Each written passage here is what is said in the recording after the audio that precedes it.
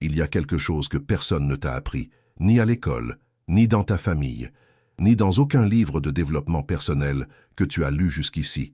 Quelque chose de si simple, de si discret, que la plupart des gens passent leur vie entière sans jamais le découvrir. Et pourtant, les personnes qui le maîtrisent, vraiment maîtrisent, possèdent une forme de pouvoir silencieux que les autres ne comprennent pas. Ce pouvoir n'est pas dans les mots, il est dans ce qui se passe entre les mots. Dans le vide, dans le silence, tu as peut-être déjà vécu ça. Tu es dans une conversation importante, un entretien d'embauche, une négociation, une confrontation avec quelqu'un qui te blesse depuis longtemps, et au lieu de rester calme, quelque chose en toi se précipite. Tu parles trop vite. Tu remplis chaque silence avec des mots, des justifications, des explications, comme si le silence était une menace, comme s'il fallait l'éteindre avant qu'il ne te consume. Et après, tu repenses à cette conversation. Tu te demandes pourquoi tu as dit ça, pourquoi tu as cédé si vite, pourquoi tu te sens toujours aussi petit, aussi épuisé, aussi invisible. La réponse n'est pas ce que tu crois. Ce n'est pas un manque de vocabulaire, ce n'est pas un problème de confiance en soi. Ce n'est pas que l'autre personne soit plus intelligente, plus forte, plus douée que toi. C'est que tu as peur du vide. Et cette peur, silencieuse, invisible, ancrée dans les profondeurs de ta psychologie, c'est elle qui parle à ta place. Aujourd'hui, je vais te montrer pourquoi le silence est l'arme la plus puissante dans n'importe quelle conversation. Et surtout, comment l'utiliser non pas comme une fuite, mais comme une force consciente et délibérée. Reste avec moi. Parce que si tu appliques ce que je vais te partager, rien ne sera plus jamais pareil dans la façon dont tu te positionnes face aux autres. Imagine une scène, une salle de réunion, lumière froide, table longue, chemise bien repassée. 2. Homme négocie le prix d'un contrat. Le premier parle, propose un chiffre, argumente, explique, justifie. Il remplit l'espace avec des mots comme si le silence risquait de tout faire s'effondrer. L'autre homme écoute, hoche légèrement la tête, et puis ne dit rien. 5 secondes, 10 secondes, 15 secondes. Un silence épais, presque tangible, s'installe dans la pièce. Et le premier homme, sans que personne ne lui ait demandé quoi que ce soit, commence à parler à nouveau, à justifier son offre, à la réviser, à se contredire, à céder. Il a perdu la négociation sans que l'autre homme prononce un seul mot de plus. Ce n'est pas un miracle, ce n'est pas de la manipulation froide, c'est de la psychologie pure. Et voilà ce que tu dois comprendre. Le silence n'est pas une absence. Le silence est une présence qui, quand elle est habitée avec conscience et calme, devient l'une des forces les plus déstabilisantes et les plus magnétiques qui existent dans l'interaction humaine. Pourquoi avons-nous si peur du silence? La réponse remonte loin, très loin. Depuis l'enfance, tu as appris que le silence signifiait quelque chose de mauvais. Le silence de tes parents quand tu faisais une erreur. Le silence de la classe quand tu ne savais pas répondre. Le silence d'un ami après une dispute. Le silence est devenu synonyme de désapprobation, de rejet, de danger social. Et ton cerveau, ce mécanisme de survie brillant et archaïque, a intégré cette leçon profondément. Quand le silence arrive, une alarme se déclenche à l'intérieur. Une voix dit « Fais quelque chose, dis quelque chose, remplis ce vide avant que la situation t'échappe ». C'est ce que les psychologues appellent l'inconfort du silence. Et cet inconfort, que tu ressens comme une simple gêne passagère, révèle en réalité quelque chose de beaucoup plus profond, ta relation à la validation externe, ta dépendance à l'approbation des autres, ton besoin inconscient de contrôler comment les autres te perçoivent, en ne leur laissant aucun espace pour former leur propre opinion. Comprends bien ça. Chaque fois que tu t'empresses de remplir un silence, tu n'es pas en train de communiquer, tu es en train de fuir. Et ce que tu fuis dit tout sur ce que tu n'as pas encore intégré en toi. Maintenant, voyons la face inverse. Qu'est-ce qui se passe psychologiquement quand quelqu'un ne remplit pas le silence? Quand quelqu'un parle, pose une question ou fait une affirmation et que l'autre ne réagit pas immédiatement? Quelque chose de fascinant se produit dans le cerveau de la personne qui attend. Elle commence à s'interroger. Elle relit mentalement ce qu'elle vient de dire. Elle cherche une signification dans ce silence. Elle projette des hypothèses. Est-ce qu'il n'a pas aimé? Est-ce qu'il réfléchit? Est-ce qu'il n'est pas d'accord?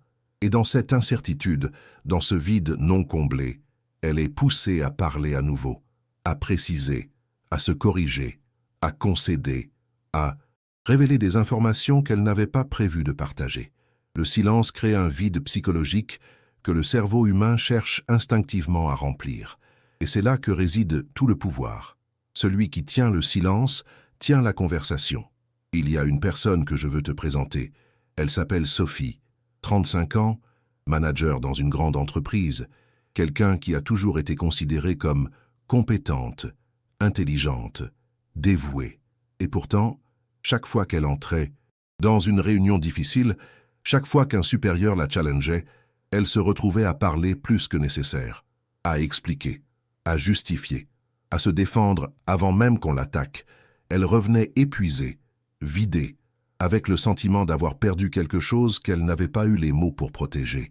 Un jour, un collègue plus expérimenté lui a dit quelque chose qu'elle n'a pas oublié. « Sophie, tu sais pourquoi tu perds toujours ces conversations? Parce que tu ne fais pas confiance au silence. Et si tu ne fais pas confiance au silence, c'est que tu ne fais pas confiance à toi-même. » Cette phrase a tout changé. Pas parce qu'elle était magique, parce qu'elle était vraie. Voilà ce que la plupart des gens ne comprennent pas sur le silence dans une conversation. Le silence n'est pas passif. Le silence n'est pas une absence de stratégie.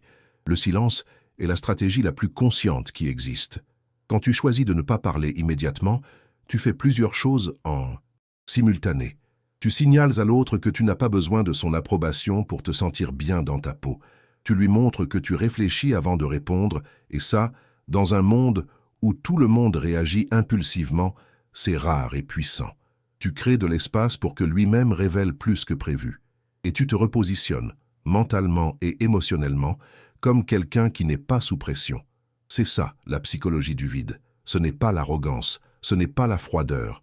C'est une présence tellement ancrée dans elle-même qu'elle n'a pas besoin de se justifier en permanence. Mais voilà la question que tu dois te poser maintenant. Et je veux que tu y répondes honnêtement. Pas pour moi, pour toi. Dans tes conversations les plus importantes, avec ton patron, ton partenaire, tes clients, les personnes qui comptent dans ta vie, est-ce que tu parles pour t'exprimer? Ou est-ce que tu parles pour éviter de ressentir quelque chose? Parce qu'il y a une différence fondamentale entre parler depuis un lieu de clarté et parler depuis un lieu d'anxiété. Et cette différence, les autres la sentent, même s'ils ne peuvent pas l'expliquer, même s'ils ne le font pas consciemment. La personne qui parle depuis l'anxiété, qui remplit le vide par peur, transmet une énergie de besoin, de manque, d'insécurité. Et cette énergie-là, aussi intelligente que soient les paroles qui l'accompagnent, affaiblit systématiquement sa position dans n'importe quelle interaction. La personne qui parle depuis la clarté, qui laisse exister le silence, qui choisit ses mots avec intention, transmet quelque chose de complètement différent. Une solidité, une présence, une forme d'autorité naturelle qui n'a pas besoin de se démontrer. Maintenant, parlons de la pratique. Comment est-ce qu'on apprend à habiter le silence? Comment est-ce qu'on passe de cette peur du vide à cette maîtrise tranquille? Il y a plusieurs niveaux. Le premier niveau, c'est de prendre conscience de ton pattern actuel. La prochaine fois que tu es dans une conversation importante, observe-toi. Est-ce que tu parles plus quand tu es mal à l'aise? Est-ce que tu remplis chaque pause? Est-ce que tu termines les phrases des autres parce que l'attente est insupportable? Ne te juge pas. Observe seulement. Comme si tu regardais quelqu'un d'autre. C'est la première étape, parce qu'on ne peut pas changer ce qu'on ne voit pas encore. Le deuxième niveau, c'est d'apprendre à respirer dans le vide. Concrètement, quand une question t'est posée, quand une affirmation difficile est lancée dans ta direction, résiste à l'impulsion de répondre immédiatement. Inspire profondément. Laisse passer 2-3 secondes. Laisse le silence exister. Ça semble simple. Ça ne l'est pas. Les premières fois, tu vas sentir une résistance physique. Ton cœur va s'accélérer. Ton cerveau va hurler « dis quelque chose ». C'est normal. C'est la peur de l'enfant qui a appris que le silence était dangereux. Mais si tu restes là dans ce silence sans t'excuser, sans te précipiter, quelque chose change. Pas seulement dans la dynamique de la conversation, dans la façon dont tu te perçois toi-même. Le troisième niveau, c'est de comprendre que le silence peut être utilisé de façon intentionnelle pour différents effets. Il y a le silence de réflexion, celui qui signale que tu prends la question au sérieux. Il y a le silence de désaccord, celui qui, sans un mot, communique que tu n'es pas convaincu. Il y a le silence de pression, celui qui laisse l'autre dans l'inconfort jusqu'à ce qu'il bouge. Et il y a le silence de présence, celui d'une personne tellement à l'aise avec elle-même qu'elle n'a pas besoin de meubler. Chacun de ces silences est un outil. Et comme tout outil, il s'affine avec la pratique. Et maintenant, le niveau le plus profond, parce que tout ce dont je viens de te parler, les techniques, les stratégies, les niveaux de pratique, tout ça ne fonctionnera vraiment, durablement, que si tu travailles sur la racine. Et la racine, c'est la question que personne ne pose vraiment. De quoi as-tu peur dans le silence? Pas la réponse rapide, facile, de surface. La vraie réponse. Est-ce que tu as peur que l'autre te voie tel que tu es vraiment et décide que ce n'est pas assez? Est-ce que tu as peur que dans le silence, ton manque de valeur devienne visible? Est-ce que tu combles le vide parce que quelque part, au fond, tu crois que si tu ne parles pas, si tu ne te justifies pas, si tu ne te montres pas utile et brillant en permanence, les autres vont te négliger, te rejeter, te laisser de côté. Si c'est ça, et pour beaucoup d'entre nous c'est ça, alors le problème n'est pas une technique de communication, c'est une blessure d'identité, c'est une partie de toi qui n'a pas encore intégré cette vérité fondamentale. Tu n'as pas besoin de gagner ta place dans chaque conversation. Tu y as déjà droit.